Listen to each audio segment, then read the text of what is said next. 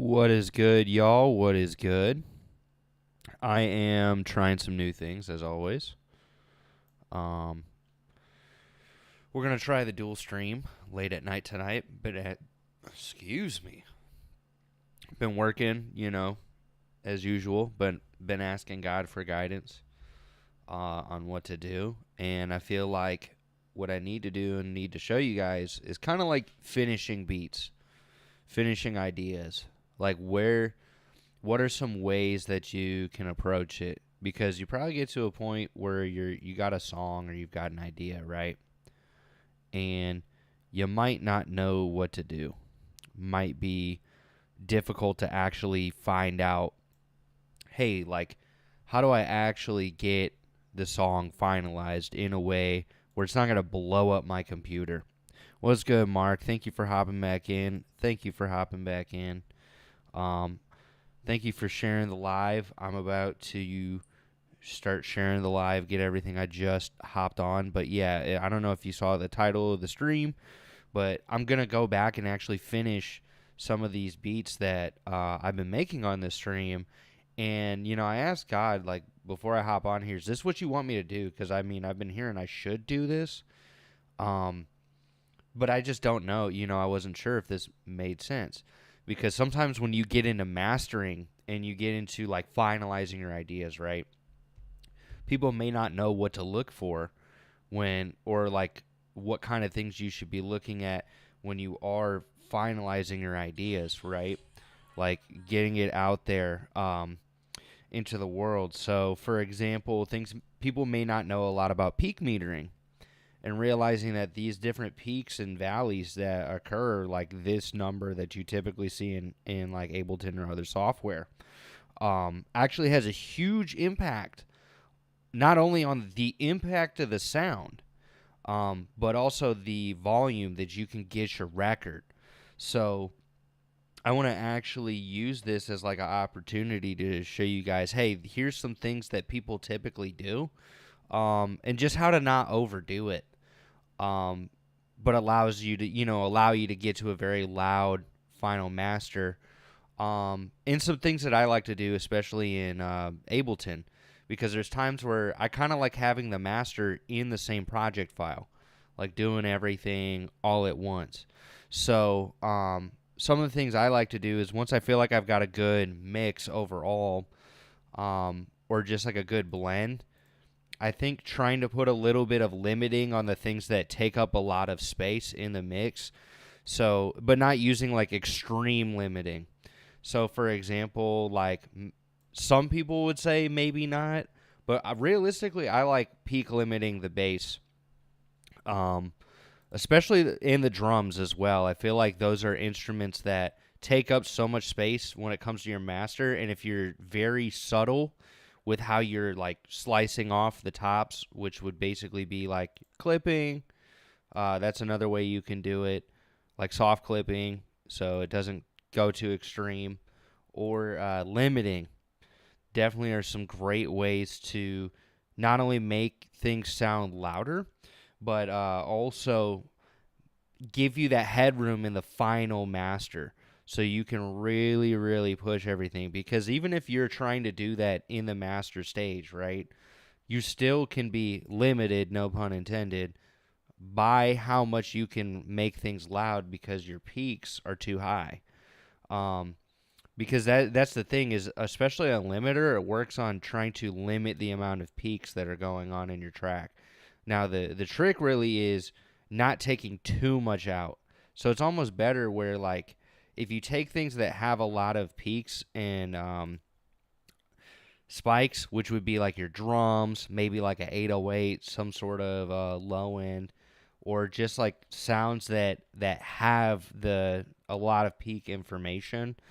Using a limiter or a soft clipper are actually really good ways to do it. If you want it to be more transparent, um, I think a hard clip or like something that actually chops the waveforms off, but does it in a very subtle way, like less than 3 dB. You're gonna really, and I say 3 dB because I actually learned this from audio school, which was 3 dB was the threshold of difference. So like when you're making booster cuts or making adjustments, 3dB is really like where you start to notice that like difference in the sound. That's like a good place to start. That doesn't mean that you do that every time. What it means is when you're trying to make a decision, should I boost something, should I cut something, should I do something, starting there is actually a great place to go. 3 dB is a good number. I'm blessed, man. Thanks, Bryce. Thanks, Kylan. Thanks, everybody who's hopped in. I'm dual streaming now. So the goal of this stream today is we're going to be finishing up one of the beats that I'd done on some of the other streams. And I kind of want, I asked God, like, before I hopped on here, what should I do? And I think there's a lot of people that could benefit from understanding, like, okay, I don't need to compress everything. I don't need to do everything like that, but I need to consider, okay, how loud are my tracks going into this final track? Your master track. How loud is everything before I go put it to master and get it ready to be released? And that even goes for, like, say you're a producer, right? And you want to drop stuff on BeatStars and you want it to sound loud and really good, and not do too much to take away from what you've already done. So, I think let's just start. I've done a little bit of mixing already when I was doing the previous streams. So, for example, with a guitar, I added a little bit of compression with like a LA2A. I did a little bit of low end sculpting, low mid, and mid sculpting with the guitars, and rolled off some of the high frequency. And the reason why you do especially like rolling off the low end or the high end right around 10K, with the low end is so the bass can come through. Oh, I just started the stream. It's like just started. So you hopped in like right when I actually got it up and running. So with the low end, you take a lot of that out so that you can have the bass and the kick drum and other instruments that resonate, thump more and have more space and have more clarity. With the high end, rolling off around like 10K and in certain instruments actually helps with like your hi-hats or certain sounds, or like maybe a vocal air, if you're mixing vocals into everything, right? Now, I'm not saying this is like the catch-all with every mix or every sound. It's really like, what's the sound doing? So in this case, right, like maybe this first sound, you notice there's a ton of high frequency right up in here. That could just be muddying, you may not even notice really beyond 10K, especially if you blast music super loud or your hearing has been destroyed. So rolling off some of that allows certain instruments to kind of like really pop through in the mix. And so a lot of times when I do, like, I don't do a ton of what people call go fishing, where it's like you make a high frequency band super narrow and like ring out a note. I don't always do that when it comes to the mix process. A lot of times I like doing more wide cuts and more, something that's like right around 3 dB. So it's drastic, but it covers a wide range of stuff. And a lot of times, like, the low mids is an area where people tend to have a lot of like masking and issues. Oh, this weekend, dude, I worked and I was actually part of this musical called Up. Like, it was the movie Up, but they had a full live orchestra playing. So it was like seeing that whole movie performed live with a live orchestra. It was actually really cool. But yeah, the goal with this stream is to kind of talk about, okay, if you guys are like engineers, you guys are people that, or more so like, you want to learn how to engineer or get your final product out with your song. Like, what are some things to do to help kind of reduce it? So, first of all, when you're in that creation phase, you might be doing extreme EQs, like going fishing or what I was talking about. I'm just not going to blink for you saying that. I'm going to get staples and staple my eyelids because we don't do that around here. But, yeah, basically, I want to show you guys a little bit more about what you can do So when you do extreme EQs in like the mixing stage, you can basically really add character, add certain sound texture.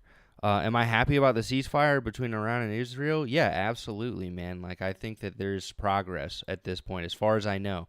We will see where everything goes, but if anything, if you haven't already, put your trust in your life in Jesus. That's what's more important than any of that, realistically. I mean, it is important to pray for those people and what's going on because it's crazy out there, man. God bless everybody who has been going through something. And that's just what I want to say to that is like, really, it's a very complex situation. And that's what's important, man. God bless, man. That's what I'm saying. Continue to give your life and whatever you have to Jesus every day. That's what's important. That's what's most important. But I think that's what people can learn from that whole scenario is like, whatever you agree with or don't agree with, like, I think this is a moment where we don't know. We might as well trust Jesus, King Jesus, and all of it. But yeah, starting out, kind of like what I like to do is sometimes take simple sounds and make them very destructive. So like this sound already was kind of gritty as it was, but it sounded kind of lame. Like it sounded a little too lame, so I wanted more like mid-range. I wanted it to almost sound like a guitar, so I was like, cool, let's put it through a guitar amplifier. Let's get the tones. Let's put it through like a heavy distorted guitar amp. And then I wanted a little bit more crispy and things like that. So I added some cruncher. Shut up, notification. You came in here and did this last time. That is not a real notification. It is a person named Notification. All right, and then next, for where I wanted this sound to sit, I didn't want it to sit right in the middle of the stereo spectrum because sometimes when you have a sound sitting directly in the middle of the stereo spectrum, you create issues with like a vocal or like a kick drum or things that should be sitting right dead center. So sometimes using a widening plugin or something or moving it left to the right in the stereo field with a pan knob actually helps open up different aspects of your mix. Not everything is meant to be dead center because if it is, you can actually create issues with just not only your stereo image, but just being able to get things to sit more clearly. So with this sound more particularly, I was like, I did a lot of stuff that added to the tone. And then when I like to do the mixing aspect of it, I sculpted it by cutting out the lows because I want more bass. I want more of the kick drum to cut through. And I don't do extreme. Like when I do high pass, low pass filters, I try not to be too extreme. Like you absolutely could if it's necessary, do it. But most of the time, like trying to set it to like a 12 dB or 8 dB, 12 dB or 18 dB per octave type of slope where it's not too crazy usually gets the job done. And usually you want to use a low end cut on instruments that are not bass instruments. So if you have a clap, if you have a hi-hat, if you have your synths, you have guitars, things like that, those typically add low-end issues. So on a lot of sounds that are not bass or kick drum, I tend to kind of do this. It's a very common thing. Now, does that work for everything? No. Sometimes the sound doesn't have a lot of low end. Maybe it just has a little bit. So instead of maybe a high pass filter or a low cut filter, it's the same thing. They just have two different names for that. You can use what is called a low shelf. And if you're like, see, this sound, I noticed there's quite a bit of low end, so I didn't want to use a low shelf because I kind of wanted to take it out. Like I just felt like it was too much and it was adding too much mud. So if you're like, well, the sound should have a little low end and kind of blend with the low end or do things like that, you should consider like a low shelf and doing it so it doesn't change the phase or the sound too much. It allows you to kind of just shape it a little differently. So that's some of the differences. But I mean, this is why you typically see people use a high pass filter or something of that nature. But I think knowing what sounds you use it on are extremely important because then if you're using it on bass sounds or like on your master track, for example, you can create what is known as phase issues on your overall track because you're subtracting too much. And the way the filter works, it does it with, I have to remember with the high pass filter more specifically, but it does play with the phase relationship of the different frequencies.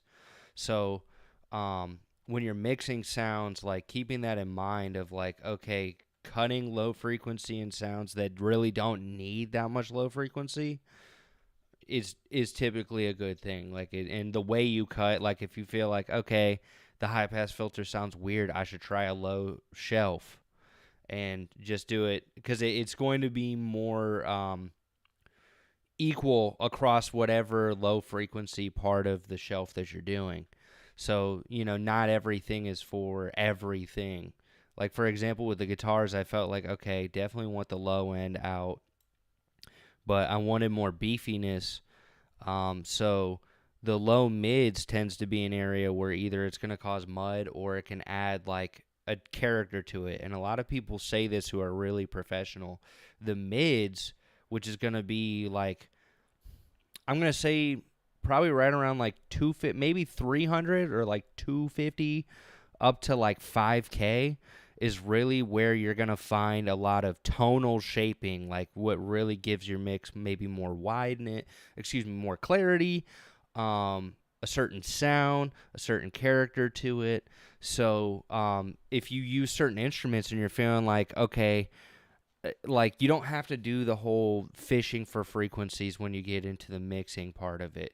It can be helpful because sometimes, like, literally you'll see a note that's like, especially if you're using a tool like Pro Q, you'll see maybe like a note or a frequency that's just ringing out. It's just like woo, and it's really high pitch. So maybe using that. So it's like understanding how you use a tool like this. Now, with certain tools, like I like compression, but I like the sound of the compression. So, for example, like this LA2A, this is a specific type of compressor. It's called an optical compressor. Using this, one, it's very simple with how the circuit works. And the point of it more so is like slower attack and release. It's kind of smooth. It's not supposed to like shave off a whole bunch of peaks. It's supposed to help glue things together a little bit. And typically this is actually a very well-known vocal compressor. So the way that you use it, I would say, is like I don't go too extreme. Maybe like 3 to 5 dB of actual compression. And then with this specific one, if you have the UA one, be careful with the gain knob because they boost stuff. Like I'm not going to lie, like I've sold their plugins before. I've sold their gear before. Their plugins sound great, but they do a little bit of psychoacoustics, which means like basically they add a little bit of volume compared to what's actually zero. So it like because louder sounds better, and that's actually a thing that's proven by the Fletcher-Munson curve, which is a curve that explains basically when frequencies are louder, they sound more equal. Like when everything's louder, it sounds more equal. That's why, we like louder tracks. That's why we like loudness.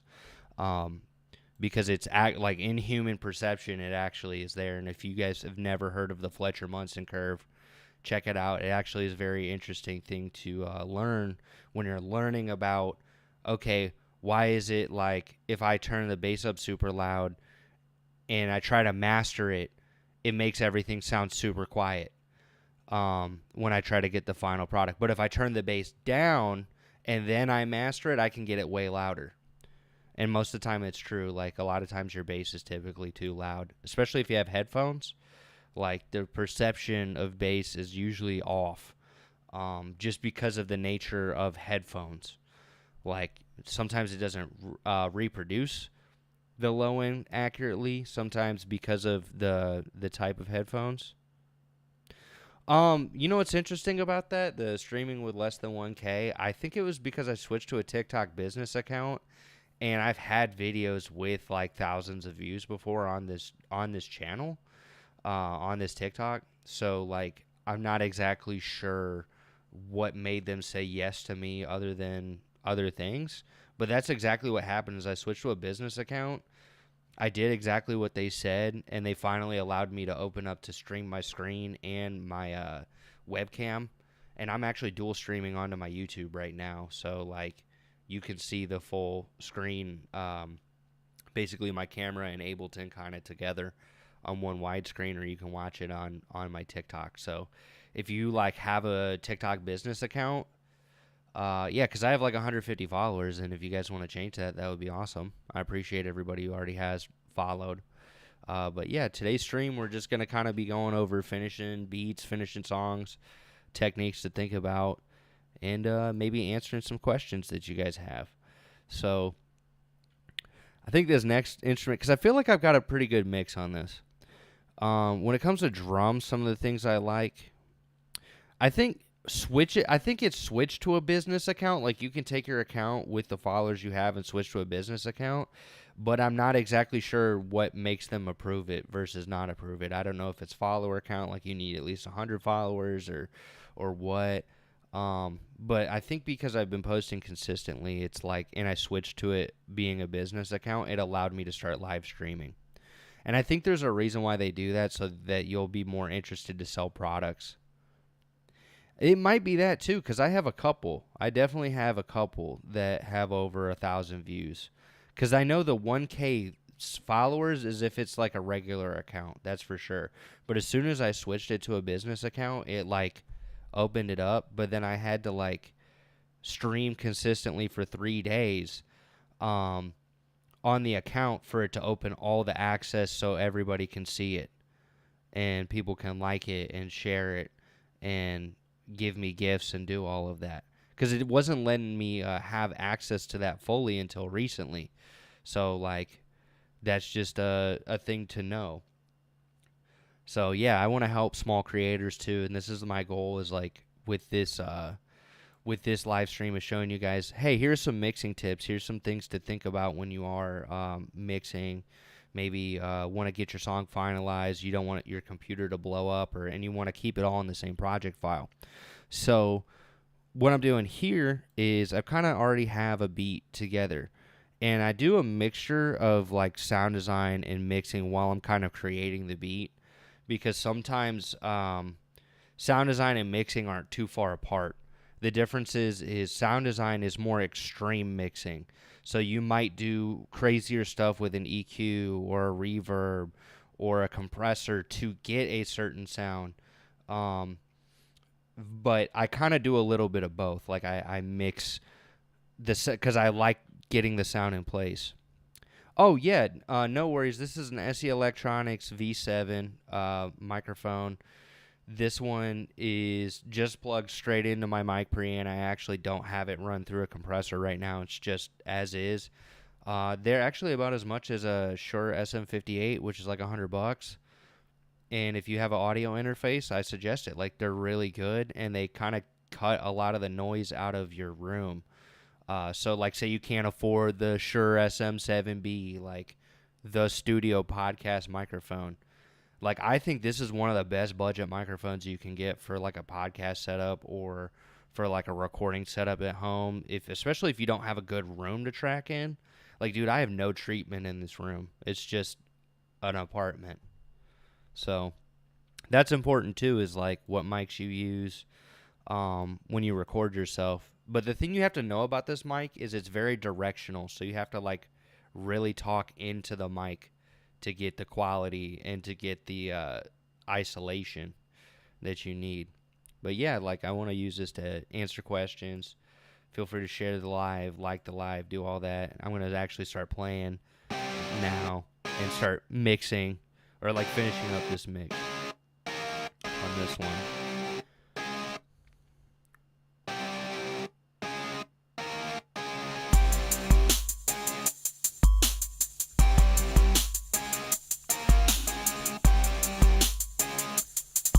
So I had an idea for the master, but I might change it up a little bit.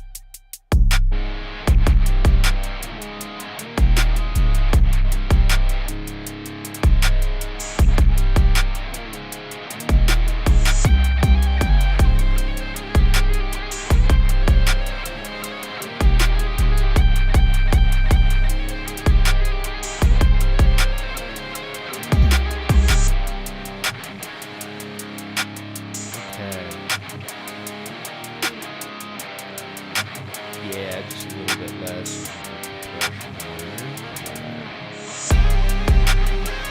You know what I'm wondering too? Maybe fresh air on it.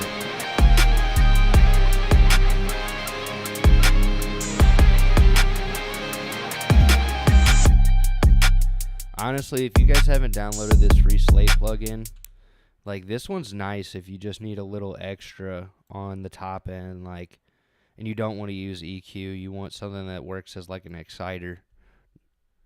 Alrighty, have a good one too. Thanks for hopping on.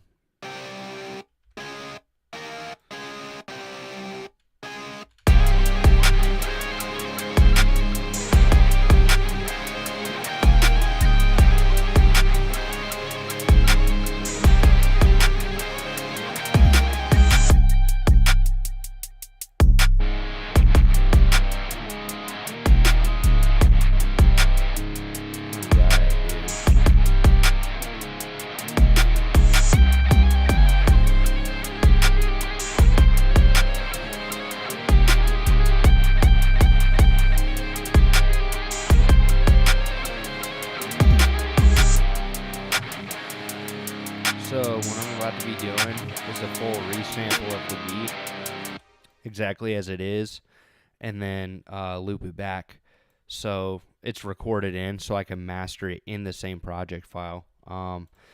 So I like doing this sometimes so that if there's any changes I really need to make to the beat later and I need to send out a 2-track, I can like have the entire beat, or if I'm feeling like, hey, this sounds good blend-wise, but it's just not, I'm not sure exactly how it's peaking or what it's looking like, it gives you a pretty good representation, and then you can just have a solid mix. So that's exactly what I'm going to do, and then probably move all this over to this track. Also, I've realized I feel like I've gotten better quality masters when I'm not using the master output. Like if I export the mixed track or like the final master track, it really just gets a better quality. And this was a thing in Pro Tools too. Like a lot of people, I've talked to people where if you master out of the 2-track out of Pro Tools, sometimes you just don't get the same quality versus like if you decided to take it out of a separate track and export it out of a separate track that's re-recorded back in. But that also may have to do with people who use outboard gear, like a lot of like analog gear, because a lot of the people I talked to about that, maybe they had like a Dangerous 2-bus plus or like an extra some sort of like outboard gear to help with that. So I'm going to record it back in and just see kind of what results I'm getting, what it's looking like. And then take everything, like turn everything off, all the plugins and everything, and then just master it off of that one track.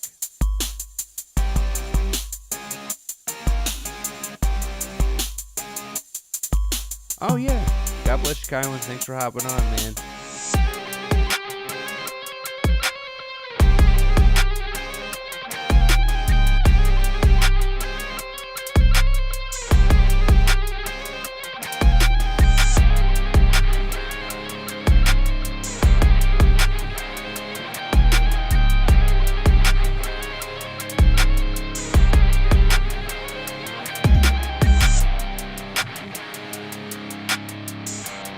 So yeah, feel free to ask questions on this. I'm re-recording the master back in, or the final output back in, so that I can see what it's kind of peaking at, if I should turn it up, turn it down, but then mastering it in the project file, so I can show you guys what you can do if you're like feeling like, okay, how do I keep everything together and master on the same project file without the master track. Which with Ableton, it's awesome. They have a resampling function, so you can like basically take the entire master output right here. Dude, thank you. And then you can record the entire mix right back into Ableton. And you do that so that essentially, like, I can turn off all these plugins now and then master it. Get it to loudness.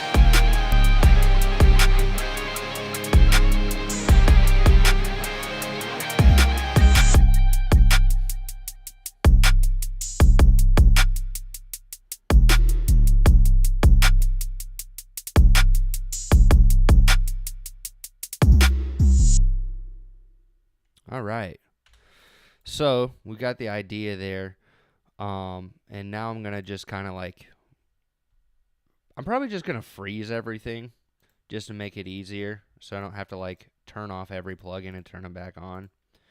Because that's really what it does is when you freeze in Ableton, it just freezes the state where it's in like it's an audio file. And then I can just mute everything. So then it's not taking up processing on your computer.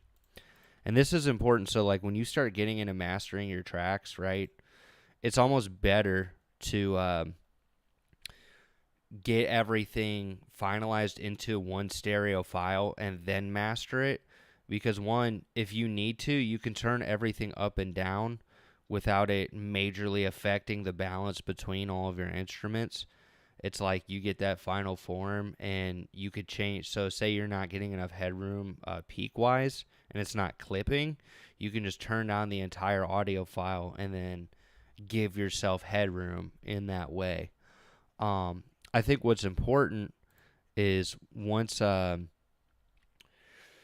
this is frozen and everything, I want to show you guys a setting in Ableton that I personally like to use. I like switching it so you can change the bit depth of what you're recording back in. And bit depth is super important because streaming platforms can't use 32-bit depth, but like audio software can. And when you have 32-bit depth on the audio files that you like send for stems or send for say you're like working in a DAW, you can turn it down up or down infinitely without it causing like noise or like the noise floor. And when you're dealing with like 24-bit and 16-bit, you have less dynamic range. So it's going to give you a more accurate representation. Now, when you final export, like when you release it out to Spotify or like to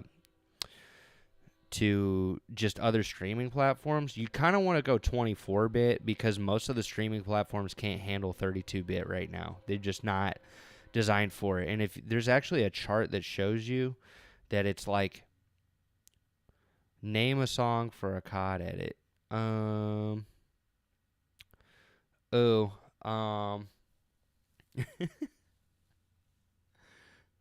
Freebird. Freebird, bro. That actually would be a good one. Okay. So I want to show you guys in Ableton more specifically. There's a let me find it real quick. It's record warp launch. So there's a setting in here that says file type wave, bit depth. Change that to 32. 32 is if you can do that when you're recording, oh dude, it helps so much because you're getting that. It'll give you bigger audio files, not like an extreme amount, but I would say it's definitely bigger because you're recording at a larger bit depth. But it's like, I think the dynamic range at 16 was 98 dB. The dynamic range at 24 is like 128. But then 32 was like 700 plus or minus. So it's so beyond our human hearing perception. Like usually 32-bit depth is actually a good place to record and work in a DAW. But when you finalize it, 24 is usually the best. Like that's going to give you, like you're going to be able to play it back on most streaming devices. Most devices now can definitely handle 24-bit audio. It's not an issue. So just keep that in mind. That's just for like Ableton users, and if you use FL, like there's probably a setting like that that allows you to record audio. Like recording into here, I highly suggest 32-bit. But out export, you probably want to go less than 32-bit unless you're sending it to like an engineer or you're sending it to somebody. So what I do now is, now that I just have like every instrument track frozen, everything like that, everything's turned off, you just play back the master, the final recording that we just made.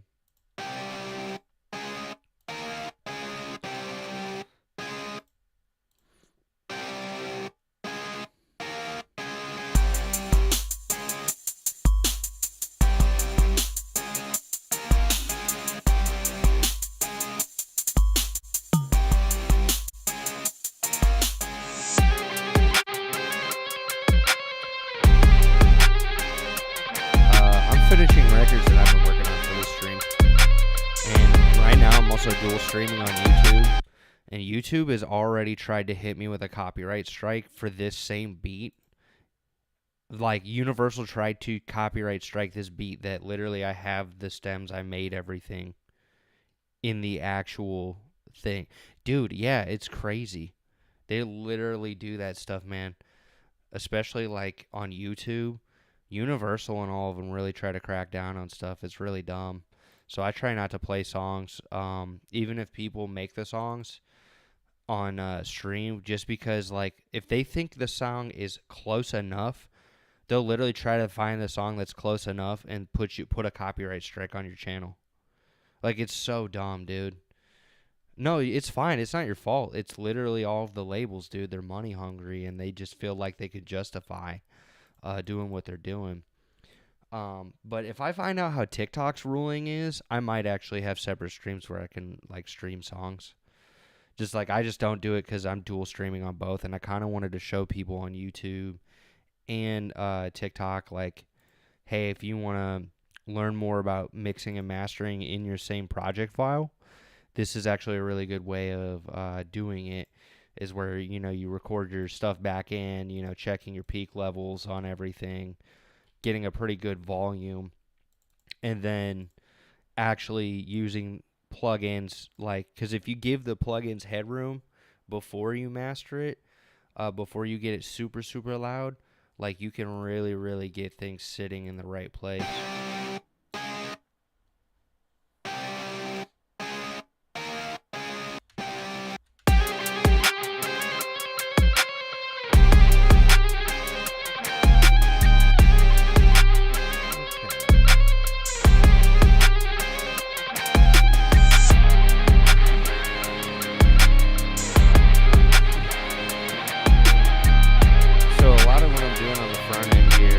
Just shaving off some peaks, using a little bit of, like, tape saturation, which actually, don't I have the, yes, I do. I should use this one, bro. I just bought this one and I haven't used it. But usually I like the J37 plugin from Waves. That one's really good too. But a lot of times the tape machine has, like, a nice glue to it. Yeah.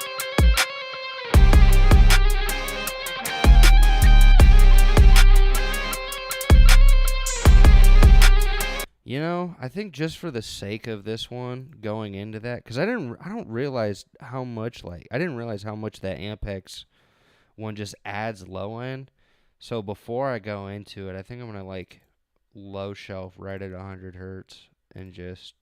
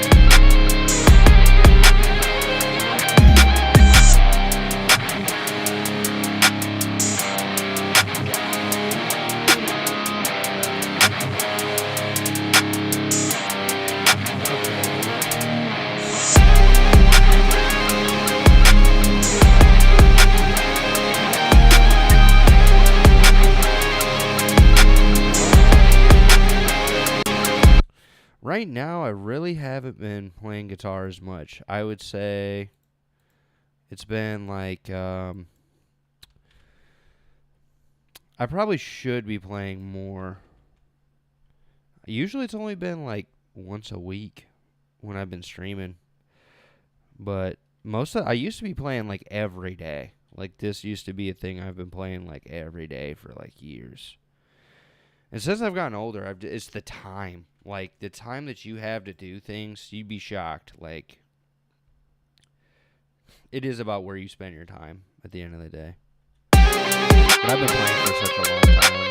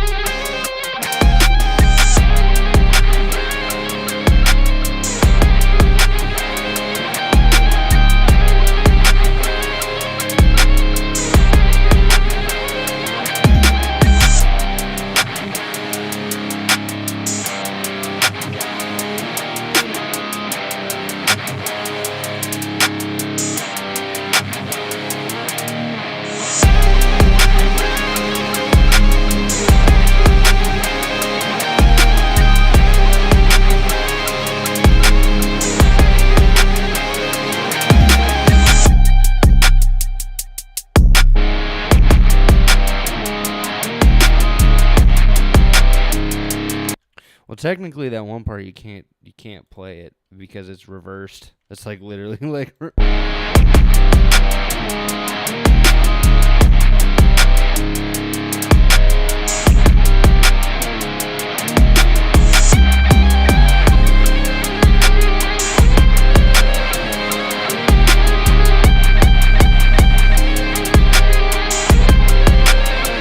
could play it.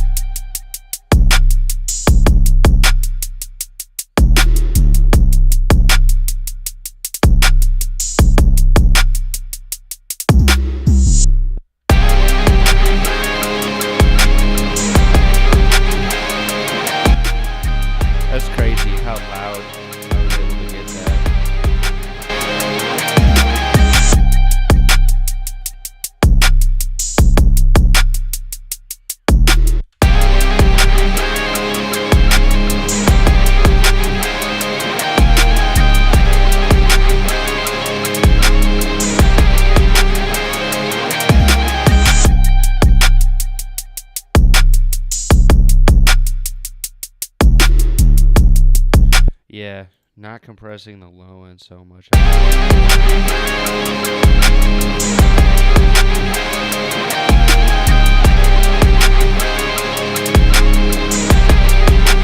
You know what? I should put some Soothe on there as well. I think that'll kind of help a little bit with where it's sitting. Thank you. I really do appreciate that. But yeah, I think I've got it right where I really want it. Not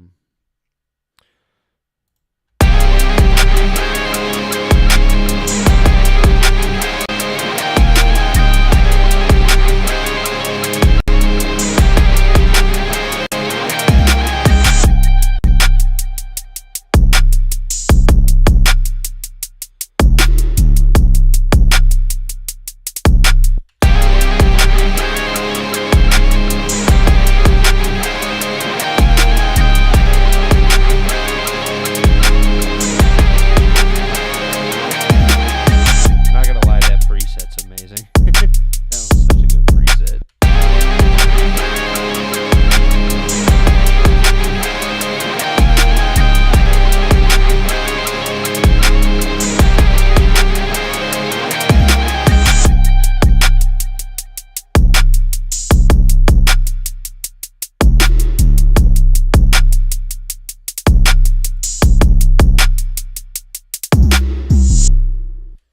See, what I'm wondering now is, so going into this Ampex device is adding something. It's like adding a lot of low end. So I think right beforehand, but just on like the super, super low stuff, like 30 to 60 hertz, like a low show.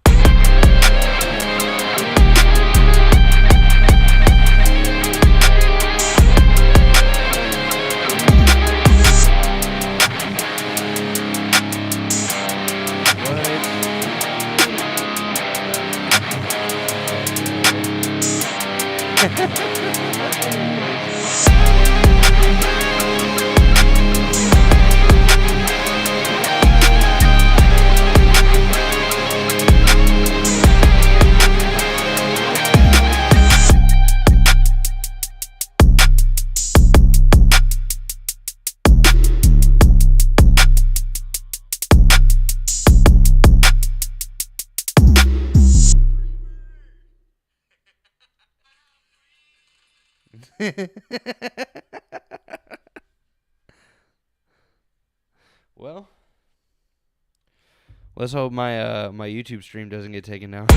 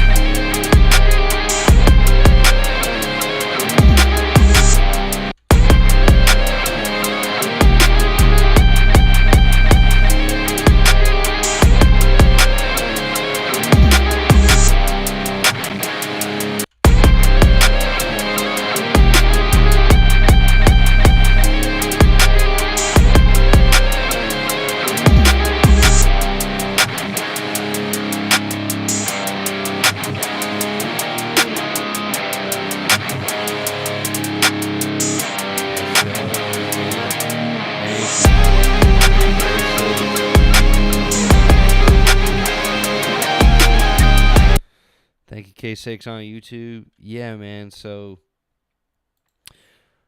I'm finalizing this beat. I think I like where it is. I've been trying to figure out, because I've noticed this. This is always the toughest thing, man. Your low end eats up so much headroom most of the time, and it creates so many issues. So this will sound good, but as soon as the 808 comes in, okay, that's a lot better. but it allows you to really get it louder. Like once you start doing things to help cut with the low end. So, for example, this device right here, this Ampex Master Tape, this thing like adds, especially the setting I have it on, just adds some sort of low end to it, which is nice. But then when you actually get to your final loudness, if your low end is like really, really high, you just can't get it as loud as you really want to.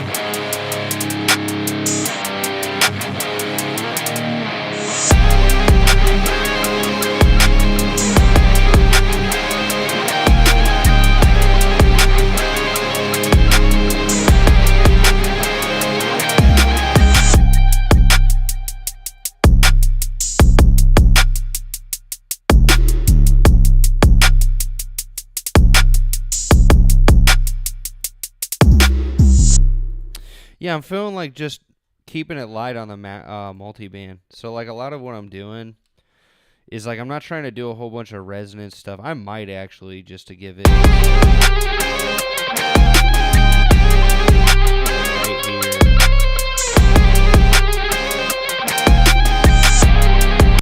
So if you haven't used ProQ, there's actually a really cool setting right here. So if you want to make really, really precise stuff on your EQs, but not feel like when you do a drag this deep, it's like a lot, switch it to the 3 dB view. Because you really, like, you want the, mastering, it's better to only do things that are less than a decibel or, like, a few dB, like, maybe 1 or 2. Because once you start digging too much into the overall mix, you create phase issues.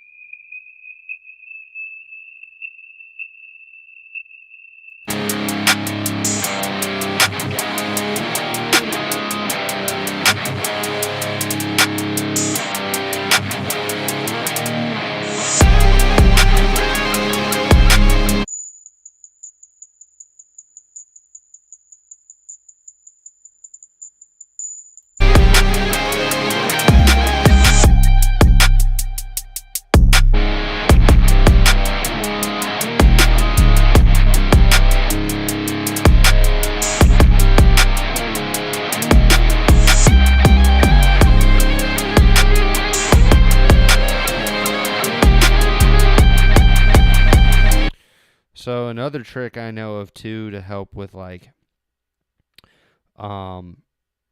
getting a deeper low end or like to make it sound like it translates better is if you can use a mid side type of EQ rolling off the low end.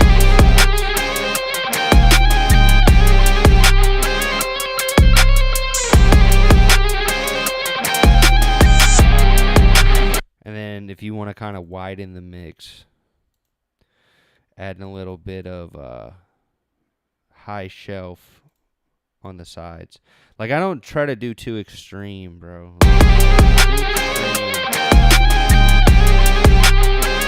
You know, that looks extreme, but it's only like about 1 dB. It's like very subtle.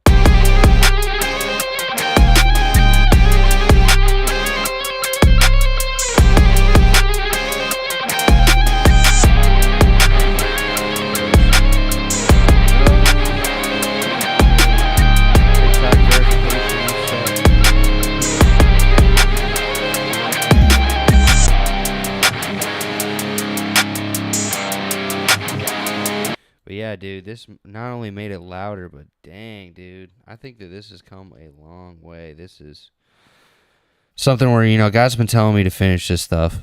Like, finish these beats, bro. But I think what's important is I kind of want to show people some tips and tricks that I've learned along the way. Like, things I wish I would have knew when I started out before I paid for a degree in music media and production. And then still ended up having to learn and, you know, buying all the plugins, doing all that. Because, like, even if you buy all the plugins, right, that doesn't mean you know what you need to do with them. And I think, honestly, some of the biggest things I learned is subtractive EQ, especially when you're starting out, is typically better than additive EQ. And when you're dealing with a master, extreme cuts should not be necessary unless, like, the mix is really bad. And I think that there's some things with the mix where it's like, I've been trying to really dial in getting the low end to sit in the right way. And maybe I just need to start turning it down a little bit more. Because, it, like, you know, it's easy to get tricked by your headphones and try to turn up the sub. So it's like, oh, it sounds good. But then when you actually try to make things loud, you try to make it, like, competitive, it doesn't allow it.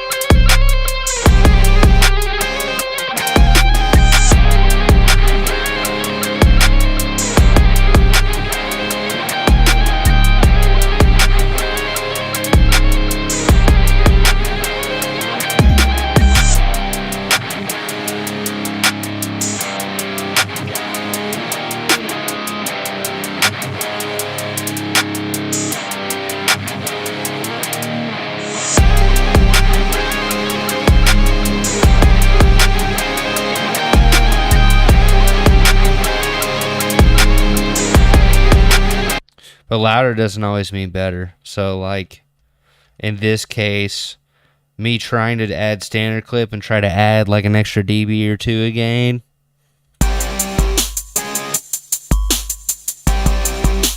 Because really, you don't want your final limiter doing more than, like, 3 dB. That's usually...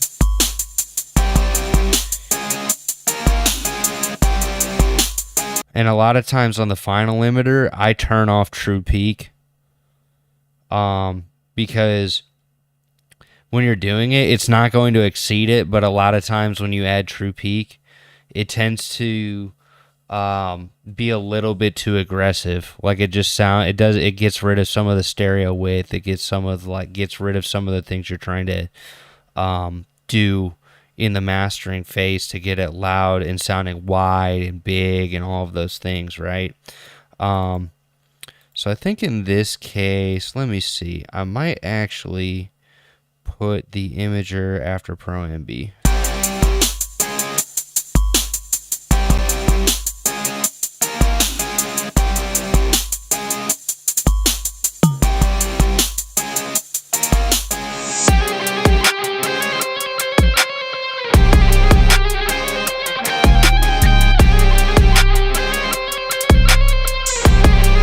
See, even with the Imager,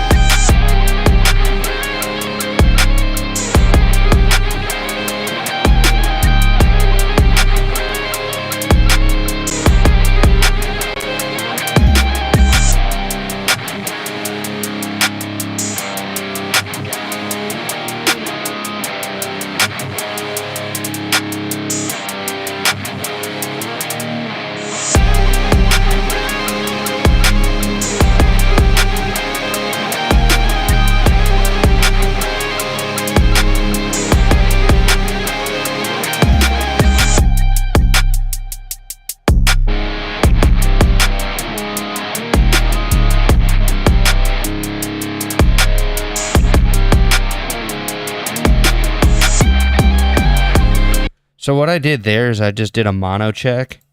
Because if your mix sounds good in mono, like you can hear everything, and the things that are really supposed to stick out are there, like your drums, your bass.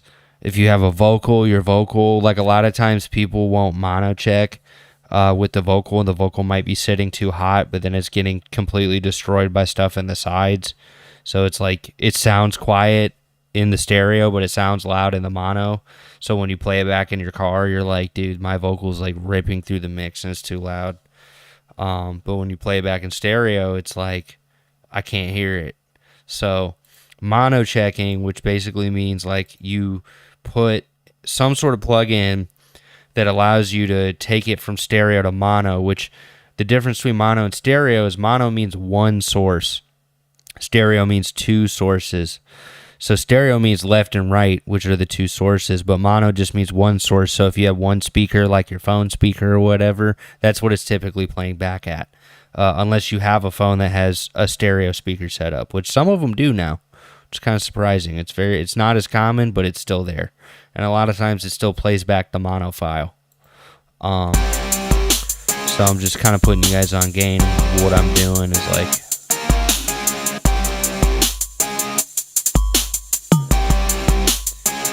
because mainly you want it to sit right in the middle.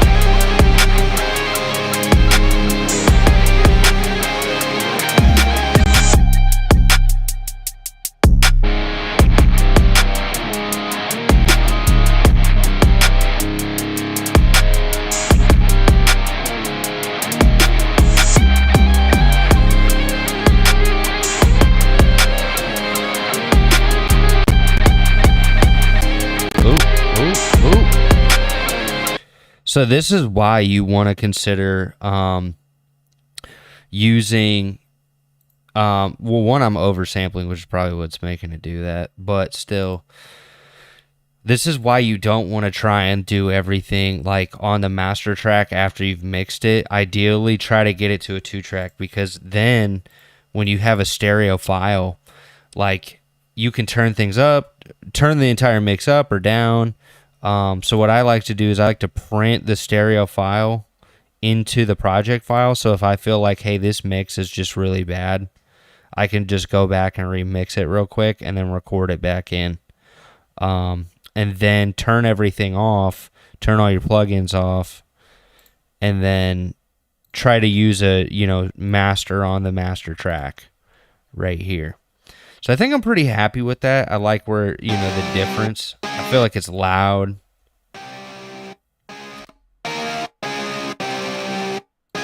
And if this plugin was free still, if you guys can get access to tonal balance control, highly suggest it, bro. Game changer. I mean, here's the thing. AI has been around in the music technology space for years.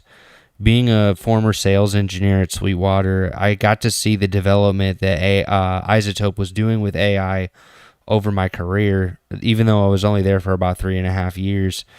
And the way that they were using AI was early AI, which was machine learning.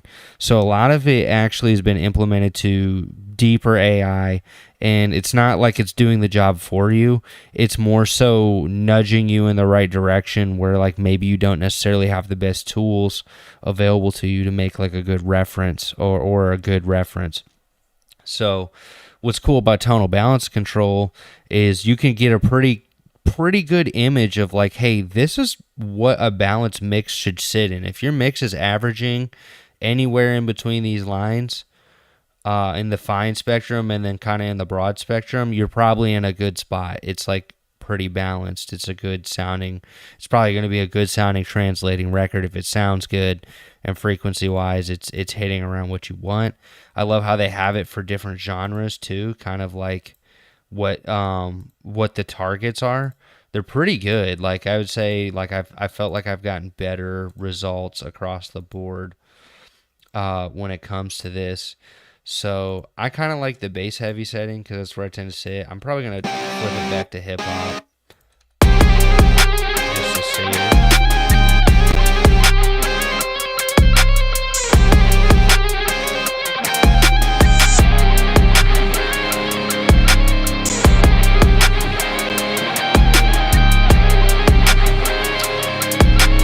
See, now I'm wondering, what would a little boost at like 200 to 300 instead of there?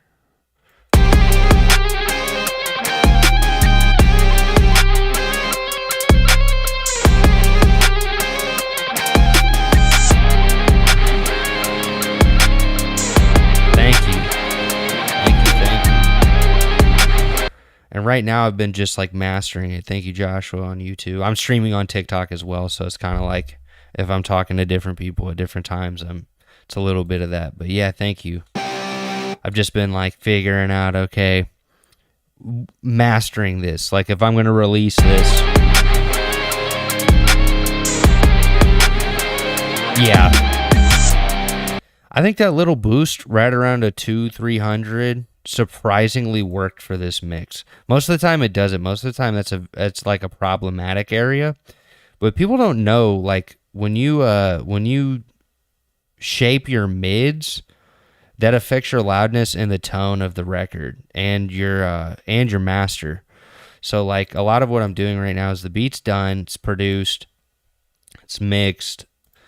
I kind of wanted to, and I felt like the mix was pretty good. It was okay. And realistically, going into this, I realize it is. Because, like, this is how I had to start it off. I had to cut 2 dB in the sub just to get it so it doesn't go too crazy into, like, standard clip. And then I went to this Ampex tape machine, and this thing adds more sub. So, like, sometimes people don't realize certain tools, even though they sound good, they might add things. And that's what mastering really is. It's addition and subtraction. Like, certain things give you headroom, so like it subtracts the overall volume and gives you more room to turn it up louder. Some things subtract your headroom, which means it turns it up louder and gives you less space before your final limiter. So like the goal is to try and get it from quiet to loud without it sounding too compressed, which there's tons of tools to do it. I think Soothe is really good. Pro MB, Goldfoss. That's another one I could try. But I kind of don't want it. I like where it's sitting right now. And multiband compression does help a lot because it helps you like tone shape things. And I tried to use it where I'm not like compressing a ton or like doing a ton of range on it. I think it's sitting right where it kind of...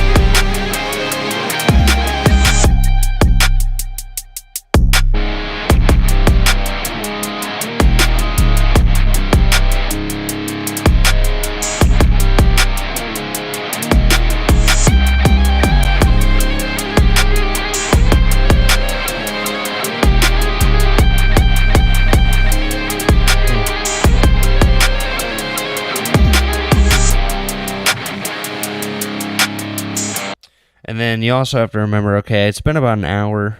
I've maybe actually been mastering for about close to 30. I think it's to that point where maybe I should just bounce it, save it as is, and render the file. So when you're rendering, right, like you want to export it, things to think about. Sometimes when you export from the master track, it just doesn't sound as good as you really think it could. And I think it actually has to do with how the master track sounds. I don't know why. I felt like I've gotten better results when I actually export from I call it the track master, like so actually an individual audio track in the DAW versus whenever I export from the master track. Plus, I've just noticed I have like maybe one or two more plugins I can add without it exploding or going too crazy. And mind you, I'm doing this on a live stream. So, like, the other thing that's blowing my mind is this computer's like 15 years old. So, for some reason, it's like able to still do all this. I think it's because it was a gaming laptop and I upgraded the RAM and the hard drive way later in its lifetime. So, but when I export, I typically like to render 48 because I'll make the beat. Oh, can you find my music? That would be Myron the Disciple. That is the page. That is the Spotify. That is the name. So I produce and record and mix and master all my own stuff. I've been dropping records. I haven't been promoting them. I think my most recent one actually dropped. I think it was the one called Big God. That was like my last release. And I know I have a record coming out with like all the songs I've made on live stream, plus the instrumentals of all of them will be coming out like sometime in July. I think right around my birthday, which is like the 17th. So, yeah, I think that's gonna be the vibe. But yeah, I think I'm pretty happy with that. Yeah, it's Christian rap. That's exactly what it is. So I don't swear in it. But it's stuff that is kind of in this realm. It's like I would say more of the stuff I write is kind of like I have stuff that can be a little bit more soft, but realistically, a lot of the stuff's more aggressive, like the beats and the choices. Hey, what's up, Rick Thomas? Thank you for hopping into the stream. I'm rendering. That's right. Jesus is King. Jesus is my Lord and Savior. He's been the one who got me from rock bottom. Show me who the rock is, and it's him. It's not Dwayne. And sometimes, man, that's when you meet him. That's the scary part, is like when you absolutely hit rock bottom because he lets you. Trying to be your own God, and sometimes he'll let you just harden your heart for the rest of your life. And I feel like I've experienced that recently. You know, I was talking to somebody who I work with. Like, he was a really nice guy. And when I started talking about Jesus, like, he had a very interesting take. But I had to realize he was more theist, and I didn't understand, like, fully the theist perspective on things where, you know, they still believe Jesus or may call themselves Christians, but their idea of it is that there's more than one pathway to God, but the Bible says otherwise. And it's something where, like, I had to recognize that I didn't want to burn bridges right away, and I realized not standing up for your faith doesn't mean agreeing with everybody, but I think sometimes it doesn't mean being divisive. I think sometimes it's actually learning to listen to the person and be able to bestow wisdom to them at different times, because especially in the job place that I'm at, there's a couple jobs that I do. One is like, you don't necessarily have to know my faith. If they say have a blessed day or something like that, I do delivery. So it's like, cool, you know, I deliver to believers all the time.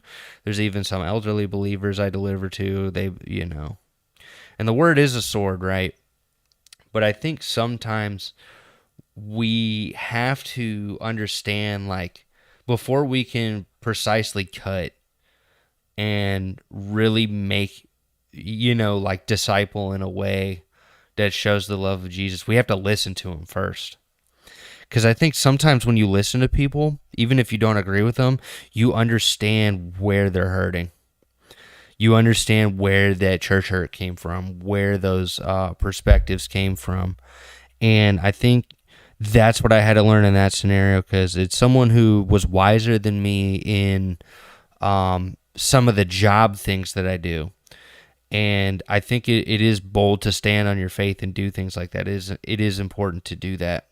But I think this was a moment where I had to learn, like, to listen to them first and plant the seed and let them know what I learned before, and pray for them more than just try to, like, preach the gospel. Right, exactly. Be quick to listen and slow to speak. And that's exactly what I had to learn in that moment, was like, not everybody wants to see the truth that way. And sometimes when you, like, if you know that this is something where you could learn from somebody as well, sometimes it's best not to be the brash and bold person. Now, I mean, don't get me wrong, if you're like some of the people who are out at the pride parades and things like that, like, you should be bold and brash. You shouldn't be, like, hateful, but you should be straightforward with the word and let them know about the truth, that, there's a God that loves them and that you love them like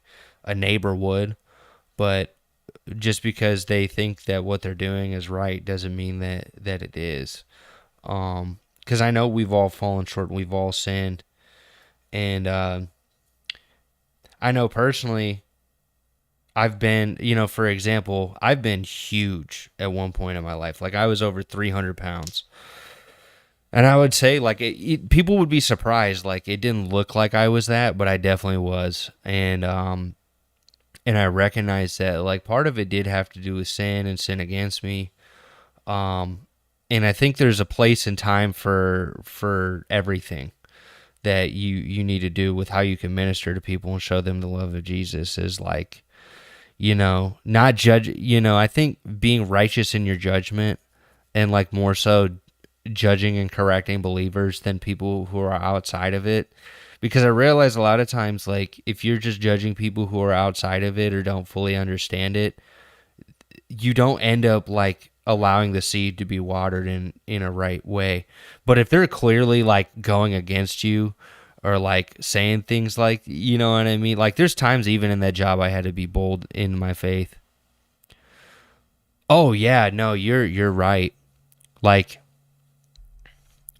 sometimes actions speak louder than words. If it like, it's like their lifestyle, they choose to live a certain way and think a certain way, and they don't want to change any aspect of it, which that's on them. Like, that's 100% their choice. And you realize, like, you can learn something from the people around you, but not always being the brash, or, like, being defensive or aiming to be divisive is the right way to do it. Because sometimes, like, maybe you just ruined an opportunity that God wanted you to be in, because you might have been too proud, or, like, in your ego, or thinking that you were right about everything, when maybe you were right about what you said, but you took the wrong approach. And I realized that it's just like, that was learning one of those situations. That was one of those situations. It's exactly what you were saying here, Joshua, is some people just don't want the truth in that way. They want the truth to be the thing that they saw. Like, they want it to be the thing that they saw. Because the way this person was explaining it to me was like, he said he saw Jesus more in AA than he saw, like, out in the world, and there were people, like, praying to other angels or praying to other gods and things like that. And that's one of those moments where I'm like, okay, this dude was more thoroughly convinced of what he believes in. But what I also had to learn from the guy was that don't listen to his advice always, because there was times where it actually got me almost in trouble with my job listening to him.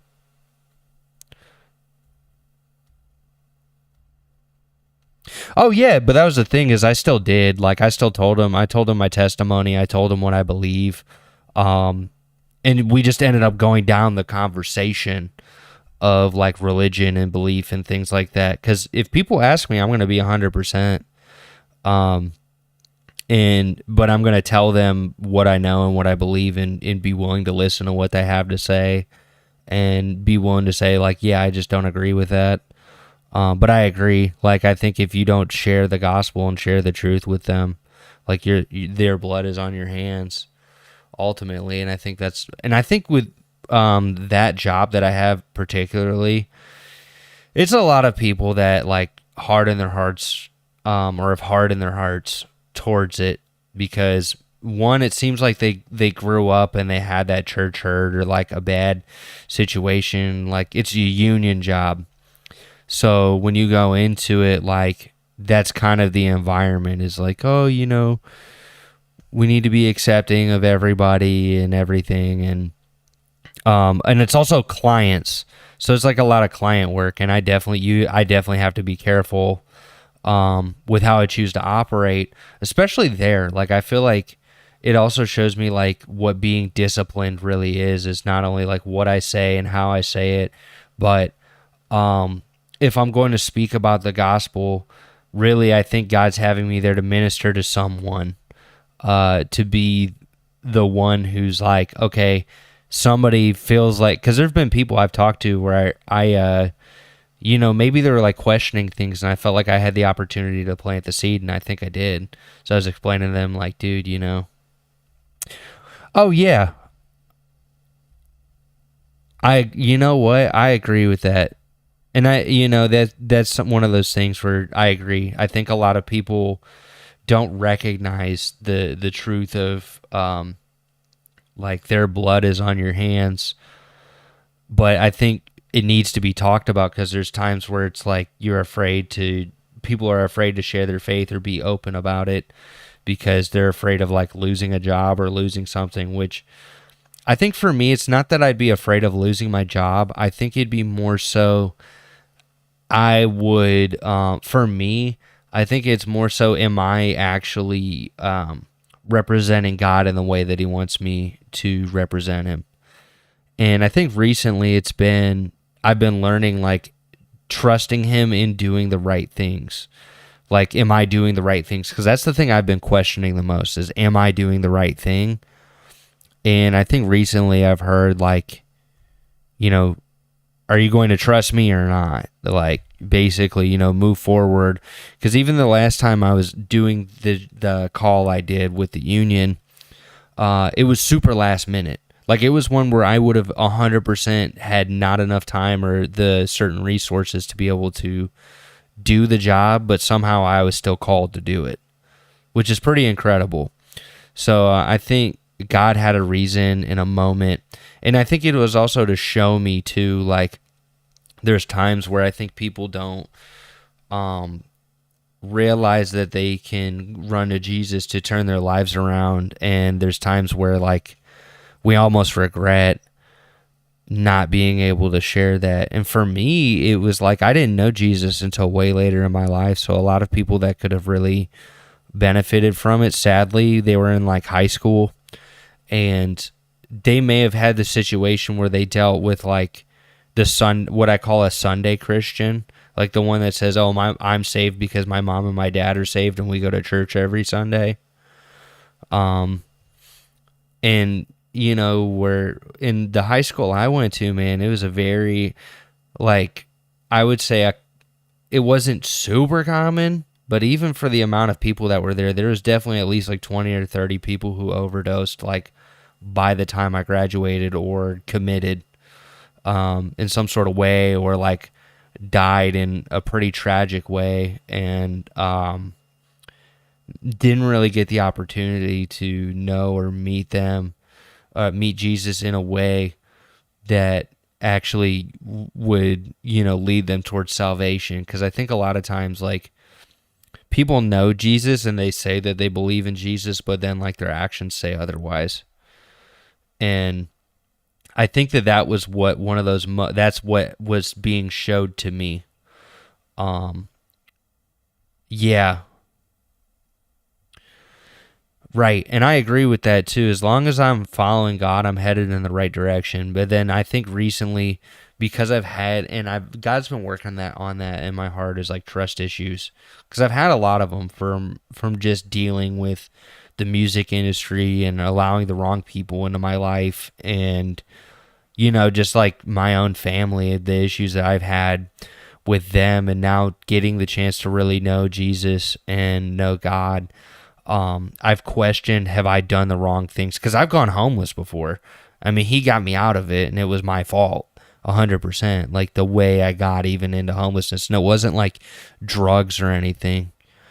But I think that that's exactly what I've been having to realize is I think that's the best way I need to approach it. And I'm glad that you hopped on the stream and said that, because it's like as long as I'm following God while I'm doing it, I'm heading in the right direction.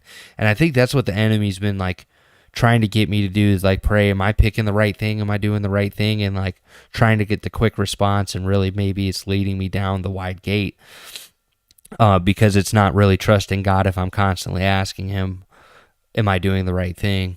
When really I should just be trusting him and moving forward, knowing that I'm doing the right thing, and just having faith in that.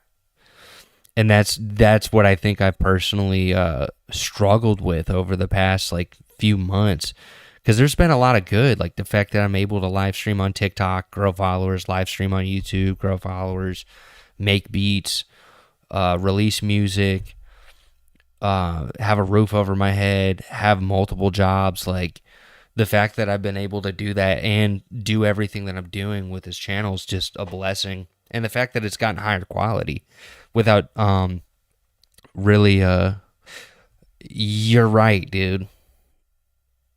You're 100% right. And I've always been an overthinker. I've been somebody who's overthought it for years. I think even with what I was doing here, there's times where it's like God just wants us to the devil wants us in a bender and God wants us to hit render, you know what I mean? And just finish it, get it done and move forward. And even if it wasn't perfect, it's done. I think it's tough with music too, especially because like, it's so easy to want to go back and change the thing. That's why I like to commit files usually, is like finalize them and just say I'm committed to it. Unfortunately, this beat's done. Like, I think it's done. I'm not going to go any further with it. I think I think with this one, I might release it as an instrumental since I played it so many times, but I might actually try to get an artist on it. I kind of want somebody to collaborate, and I just want to start putting together a beat pack and sending them out. But I also wanted to use this stream as a learning opportunity for people who are newer to the music production and not knowing like, hey, I have these tools. Maybe they have the plugins, they have some of the stuff I have, they just don't know how to use it in a way that's like practical. So like, because I mean, even when I produce this beat, it only takes me about an hour. I would say 2 hours. I haven't decided yet. I definitely want like a Christian artist. Maybe there's a ton of really good ones on TikTok that are just underground. And I think just bringing something to the table is the main thing. It's just collaboration. Finding somebody that maybe they don't know everything, but I can at least guide them in the right direction of, okay, this is how I'd want it registered and published. And if you want like more rights or more of a say in like percentages and stuff, just pay me up front for the beat and I'll give you everything and then we can negotiate. But really, like, I wouldn't care if they paid me or not. It's really just the dependence of like, if they paid me, if you pay me, it's essentially me like giving you more majority control of the rights, which is fair. And I really think that's how it should be if we're paying. Yeah, I could see that. That's something where I could imagine somebody who's like older or like, has a Cypress Hill vibe, because there's tons of artists out there that probably would rap on it. I remember when I made the beat, somebody hopped in the stream and he was just like, dude, I just want to freestyle over this. And I'm like, I'm looking for Christian artists that would be willing to, and nobody's reached out yet. But I mean, I think more so what I need to do is finalize these ideas, which is what God is calling me to do, is like finish the stuff and then like start reaching out to people, start connecting with people. And I kind of want to use this as well as a way to build a community. And I just I've built a Discord, but I haven't like promoted it or sent out links. So that's the other thing. It's like I have all this stuff built, but I haven't been promoting it. And I think that that's the other move I need to move in faith with, is like trusting that all the things that I've been doing, like making content, editing, mixing, mastering stuff, like I think the last step is getting some pretty good ads together, which I've been working on, and like really putting not like all the chips down, but just figuring out how the TikTok ad things work. I've already done Instagram and Facebook ads before, but I just need to like refresh myself on how they do it now, and like just put together good stuff and put my money in the right place. Because now that I have some, I'm not loaded. I've just really like over the past 6 months to a year have been tackling debt and aggressively trying to do that as aggressive as possible, without like going too far. But I think now that it's like, okay, it's the time. Like this would be the perfect time to really just do it. Because I know, especially what was going on over the last like 2 weeks, people have been freaking out. And who knows if everything's true about what Trump said today with the ceasefire and what's going on, like that's absolutely revolutionary. And I think a lot of people are going to, I think there could be some more people that came to Jesus over that, because one, it seemed like a biblical prophecy, but then two, like I think more people are like, dang, dude, this is just getting more and more real every day. And I think that's also part of the problem, is that some people may have hardened their hearts during that situation because there was a lot of people fear-mongering to sell their study Bible, to sell their, prepper tools, to sell whatever, their one-on-one coaching. Like I think a lot of people used the name of Jesus to justify gaining some sort of following, man. And I think there was a lot of craziness that's gone on recently, and it's made me question a lot of things too. Is like, where is my faith rooted, and like what am I trusting in, and what am I doing? So I think now it's just about really moving in faith, and trusting that I'm doing the right things, and when I'm not, that you're gonna feel that sense from the Holy Spirit, like this is not the right thing to do. Like, because I've noticed that when I've ever done something wrong where I genuinely feel like I need to repent, I feel that, like the Holy Spirit grief, like the Holy Spirit grieving, like I've felt that. And I couldn't put my finger on it. I'm like, oh, why does it like feel like anxiety or something like that? It's like, yeah, that's the Holy Spirit grieving, and the fact that you are actively like doing something wrong. And sometimes like I recognize that I'll get to that overthinking when I do something wrong, because usually when growing up, that was a big issue. Is like if I did something wrong, that was my fear. Yeah, you're right. I feel that the veil. I feel like that's what's really going on. Is that like the veil being lifted, and a lot of the people who are being genuine in faith are being shown, and also on top of that, really going through sanctification right now. Like I think a lot of people are doing that, like me included. Is that I think God is showing me to the right people at the right time, and there have been times where I'm like, dang, does it feel like it's happening fast enough? But I think more people are just getting called back to God, and He's getting closer every day. And no matter what happens over the next year, next few months, like I'm just going to trust that He's coming back, and that He's coming back for me and others, and that He loves us, and He just wants us to show His goodness and His grace to more people.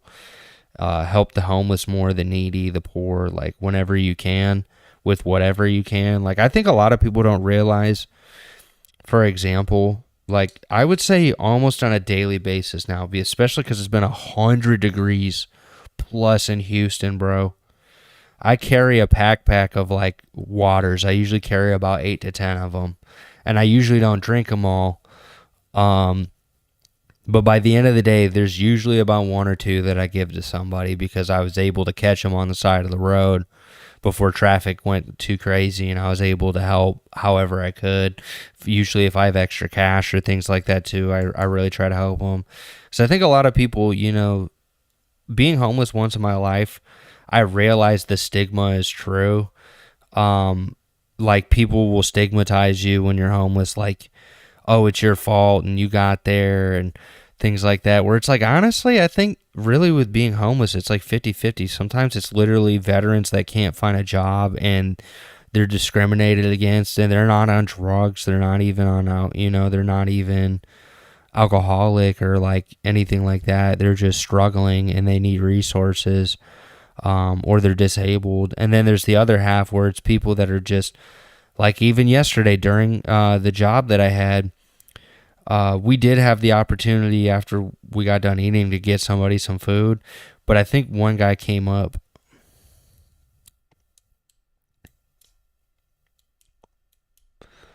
Yeah.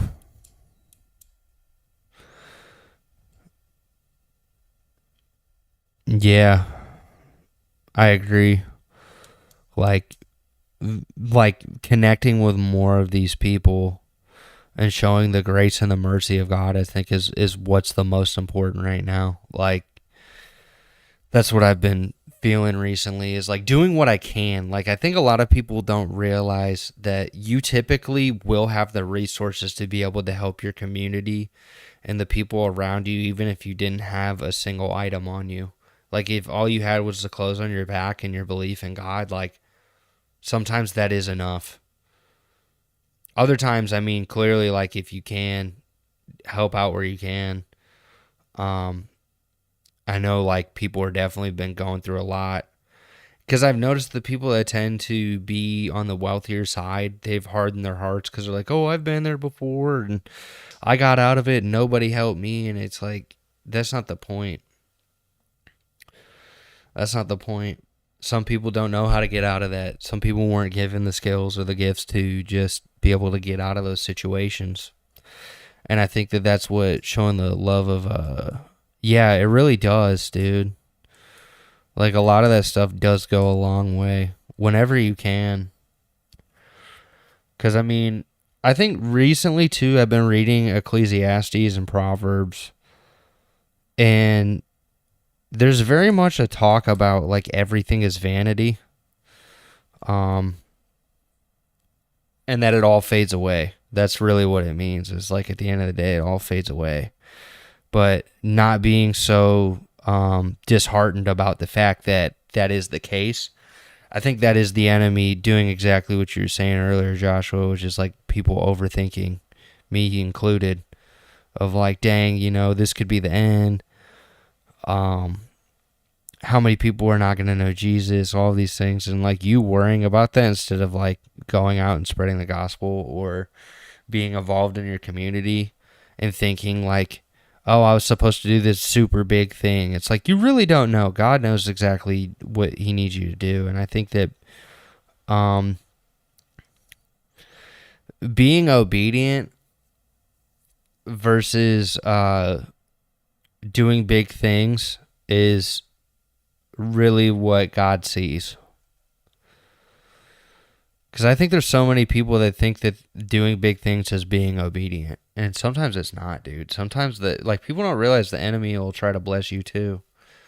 And what that looks like, they think they know what it looks like when they really don't. And like, for example, think about Jesus fasting in the wilderness in Luke 4. I've said this before on other streams, where it's like the devil promised him the entire world for just worshiping him. Just worship. Like, he told Jesus that. And Jesus, if I'm not mistaken, the second time he said, you shall not tempt the Lord thy God. Even though the devil knew who he was, which, I mean, he does too. There's times where he'll try to convince you with worldly things like, oh, you finally got that car, or like you got the new job, you got the things like that. Like, yeah, this is good for you. But it's not. Like, I had literally when I remember when I had everything, I had all my bills paid, I was caught up, I had a savings, I had a home.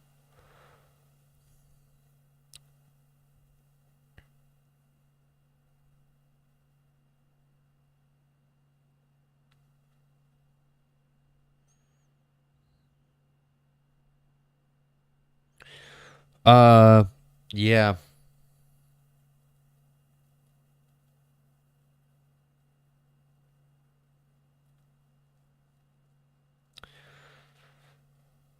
And I think there's just times where people think like getting worldly things means God is blessing you. It's like, no. You have to seek first the kingdom of God and everything will be added on to you. And some people think, well, because I don't have the things I want, I'm not being blessed. And it's like, but you have everything you need. You have everything you need. Like, even where I'm at right now, bro. It's crazy to think that a year ago, all I had to my name, I was like negative in debt. Still am, but not like anywhere near where it was. And all I had was this laptop, the audio interface, this microphone, my guitar, and maybe like a couple shirts and one pair of underwear and like a pair of socks and my shoes. That's all I had. And maybe some food for a day and $50 in cash. That's all I had to my name left. And I just had to walk with all that. Oh yeah, and a sleeping bag, but I ended up having I think I ended up getting rid of the sleeping bag at one point. I don't remember. Yeah, and that was one of those moments in my life where I had to really be obedient and just listen and be grateful. Because, like, literally the way I got out of being homeless, I know it was Jesus. It was so insane. It was literally like not spending a single night out on the street homeless. Like, I had nothing homeless, and I still ended up not being on the street, getting a hot meal, living in a hotel, and then eventually getting a job at Amazon. And somehow I was able to convince the hotel after being there for a minute and was living with these people. When I was living with these people, eventually they just like skated. And I told the hotel, I'm like, today's the day I have my interview at the Amazon walking distance right down the street. I know you guys can't sell these rooms, like every room that you have, because people smoke cigarettes in them or do things like that. And I know you can't pay me and I can't pay you. Would you be willing to have me clean your carpets? And mind you, this was a FEMA accepting hotel that was understaffed with dog. Like, they were accepting dogs, like people that have multiple dogs. And I was like, I will literally clean the carpets, like use a carpet cleaner and clean every one of these carpets for you for free if I can just have a roof over my head and eat your guys' breakfast. And they had like dinner like 3 times a week. I was like, if I could do that, I would be forever grateful. And I literally have a job lined up. I just need a roof over my head. And they were able to work with me, and I was able to get everything. Like, God provided and allowed me to put my hand to the plow again and work again. And that was such a crazy time in my life. Like, the fact that I literally was able to be homeless and not spend a night on the street and still have everything that I need. Really, like, and if you go back on some of the earlier streams on this channel, right around, I think like May or June. Yeah, that was like right around when that happened. I was like streaming out of that hotel. It's pretty nuts to think about. But that was a moment where I just, like, everything that happened, I was just praising God and being thankful and like learning how to read the Bible. Right, exactly. And I think that that's exactly what he wants me to do with songwriter support, is like everything that I went through in the music industry and like in the audio industry. Like I want people to be able to openly email me, contact me, and like I can directly help them with what they need more so than like, oh, buy my course, buy all these things. Like, I that was the goal with songwriter support. Is when I created it, I realized working at Sweetwater, we had this issue there as sales engineers, which was, we're selling extremely high end gear, and there's a point where tech support couldn't help people. Like, we were helping people a lot of the times with the gear purchase they had because we were making commission off of it, but then it would be something creative that they would have an issue with. So they would need to contact us, and it's like, well, it's technically not a tech support issue because your product works, but you just don't know what you need to do with it, and now you want to return it and not even use the thing you just bought, because you didn't know how to actually implement it in the way you needed it. And I think that's a very common issue with a lot of this stuff. And, there's even people I talked to over the weekend. It's like, dude, they had a copy of Cubase, and because of the fact that they couldn't use it in the way that they need to use it, they just gave up. Even though they just, it just becomes a waste of money when really it's not. Like, and I think a lot of people, or like people get scared. They're like, dude, I want to do this, but I don't know what to do. And they don't realize now more than ever, there's so many free resources available to you right now. Like stuff I wish I would have had 10, 15 years ago when I started this journey making music. So I think on that note, thank you, Joshua, seriously for staying in this chat. You were definitely a help. You were definitely a grace coming in. God sent you in here for a reason. I think really just to show me like before I prayed and started the stream, like, should I do this? It's like, should I finish the beat and the stream? And I think, yeah. And I think I might do these more. Like, do something where some of these streams I do, I'm producing. Some of them I'm just kind of like finishing stuff. And then other ones, like, just not streaming, but making content. Like, making stuff that is going to be formatted for reels and all that. And because anymore, if you want to do this music stuff or anything related, you have to like put yourself out there in that way. You have to use the platform that's available to you. And I think that's what's amazing about the internet is like it's now more than ever accessible. Like this phone is a Samsung Galaxy S22. This thing shoots 4K and it's like 5 years old. It actually shoots 8K. On the back camera, which is absolutely insane. And people don't realize it's like, dude, you have high quality resources right now to make that song, and this stuff, these phones and the new iPhones, or like even the iPhones that have been out in the last 5 years, my audio interface works with them.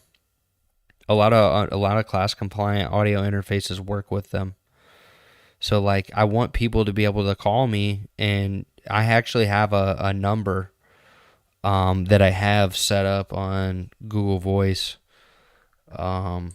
If people want to reach out to me or like need my direct support or just want to text me and ask questions, like, hold on, I'm gonna put it on here because it's not actually a personal line. It's a Google Voice line, so it's just like the number I have associated with it. But let's see, 378-8962. If you guys, excuse me, that's the wrong one. It's the second one. 378-8962. I thought it was 832. Yeah, that. So I'm gonna delete this. But yeah, I'm glad that I can help, and feel free, message me on that line. If you have any deeper questions, you guys need any help with anything with your songs, your productions. I think I'm going to go ahead and add this to the TikTok stream as well. And, because that's what I'd much rather be, is be informative with the information that I have. Because, dude, I've learned so much about production and just the industry as well. And I think the other things I've been learning about is just kind of like not try. I think another thing that was revealed to me is sometimes I'll reveal stuff about my past or past experiences with the music industry, and it ends up me realizing like, dang, I'm just gossiping about the past, and I need to stop. Because you deal with some people in the industry like that just rub you the wrong way because their hearts become hardened by everything that they've experienced, and I appreciate you, Joshua. But that doesn't mean that I need to like go out and talk about it. I think that now, um, that's also what was I learned a lot from the last time I did work with the union, just because it showed me kind of the truth of how people operate more, especially older people, like people that are much older than me. Because a lot of the union people I dealt with, they'd probably been there like 15, 20, 30 years. So it's kind of like they think they know. But then I think being a gem of being someone who's younger and able to provide real information and wisdom and be informative to people, really kind of threw them off guard a little bit, but showed them that like it showed me a lot of where I still need to work, but also like where we can all learn something, which is awesome. So on that note, thank y'all for everybody who stuck around. That number in the live streams, you guys can message me there, 832-378-8962. Shoot me a call or text, and if I don't answer the phone right now, it's because I'm probably going to bed. But yeah, just leave like a voice message or a text message if you guys have those deeper questions. God bless you all, and have a wonderful evening. Take care.